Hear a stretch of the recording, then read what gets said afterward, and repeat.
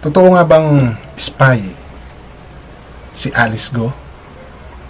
Kasi doon sa isang content ko, mayroong video clip na pinlay during Congress hearing about dito sa kay Alice Go na nagpapakita na kung saan may certain Xi Jinping na kaibigan or kakilala ni Alice Go na isa ring spy na nakakulong ngayon sa Thailand na kilala siya. Okay? Kilala si Alice Go. Kaya lumalabas na parang ang dating doon is isa rin siyang spy. Makikita po yon doon sa isa kong content. And ayon sa ating mga congressman, parang meron silang nasaling na konti dahil sa sudden change ng mood ni Alice Go nung siya raw ay maparatangang spy ulit. At kung sakaling spy siya, masasampahan ba siya ng espionage? Kasi mukhang masyado ng outdated ang batas natin about this. And isa pa sa aking gustong bigyan ng opinion dito sa content na to is yung lapit ng isang training camp ng ating army doon sa lugar na kung nasaan yung Pogo Hub sa Bamban. But bago po ako magpatuloy, welcome po sa aking channel, at kung bago pa lang po kayo sa aking channel, please don't forget to like, share, and subscribe na rin po, and pakihit ng notification bell para maging aware kayo sa aking mga upcoming content. Any comment, suggestion, or recommendation, please leave it on our comment section.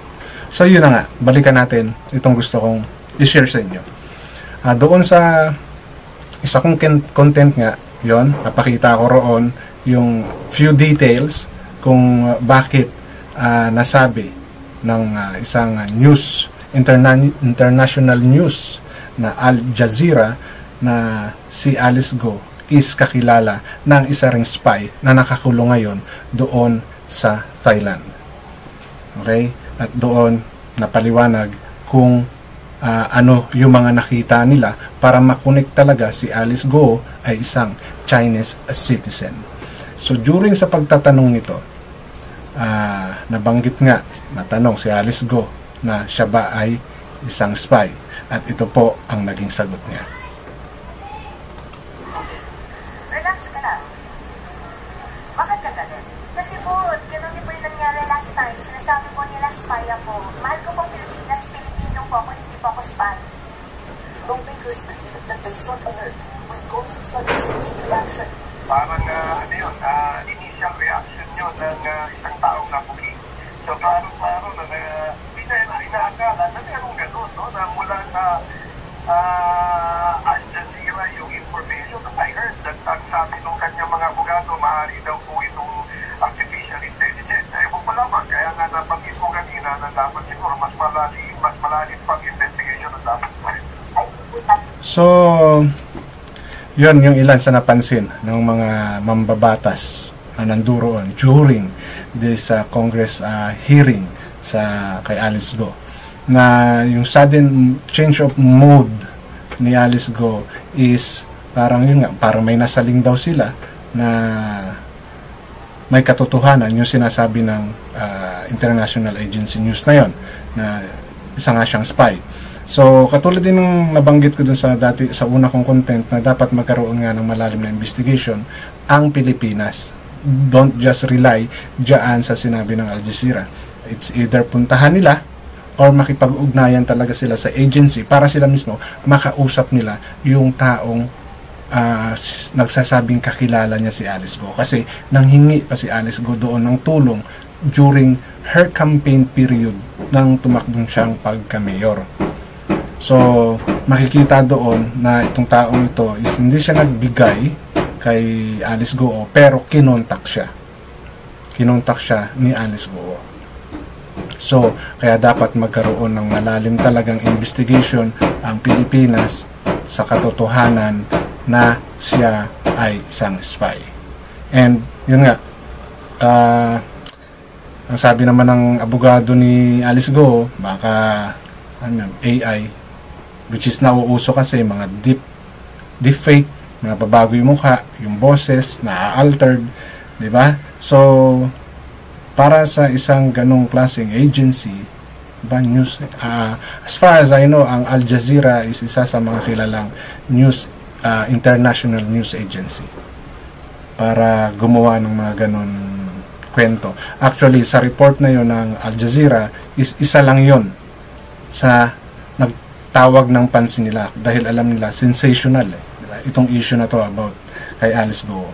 So, yun lang yung nabigyan ng pansin noong reporter doon. Kaya nagkaroon sila ng deeper report about doon. So, nasa Pilipinas na ngayon, dahil may ganun kayong naramdaman kay Alice Go, dahil sa sudden reaction niya na yon, na nagalit, so much better, di ba, na alamin pa yon, di ba? Ngayon, ang ano kasi, ang ating laws about the espionage, di ba, yung pag-spy o pagpapadala ng mga espiya sa isang bansa, espionage daw yon.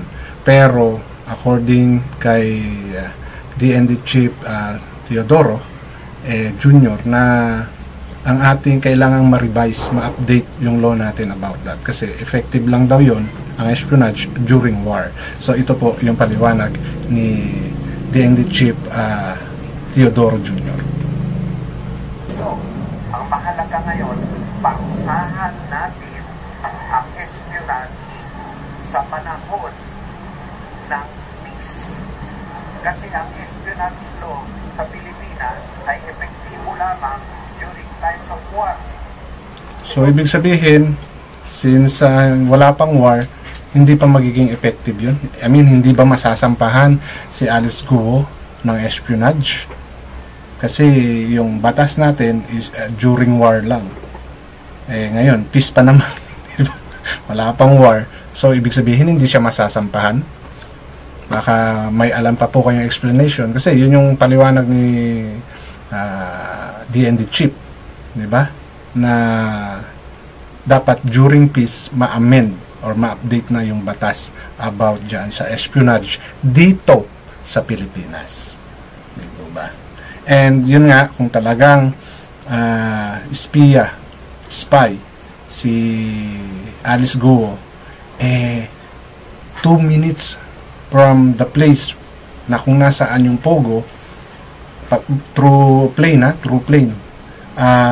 nanduroon yung kampo ng ating army.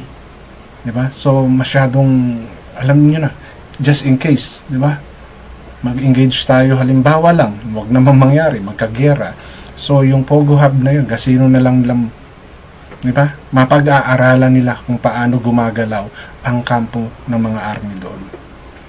Di po ba? And may paliwanag din dyan si DND Chief Teodoro Jr. Also criticize the Pogo hubs springing up near our military bases. For instance, the Bamban Pogo hub is just a few kilometers away from Camp O'Donnell in Capas Tarlac, home of the Philippine Army's Training and Doctrine Command, or TRADOC. It is curious that a 32-building complex was operating within 2 minutes flying time away from the TRADOC and the Light Armor Division. And, all the authorities should have been aware of this at that time, particularly the local authorities. So, di ba? Masyado threat siya actually sa safety ng ating kampo. Di ba? So, malaki yung problema talaga natin pagdating sa ganitong bagay.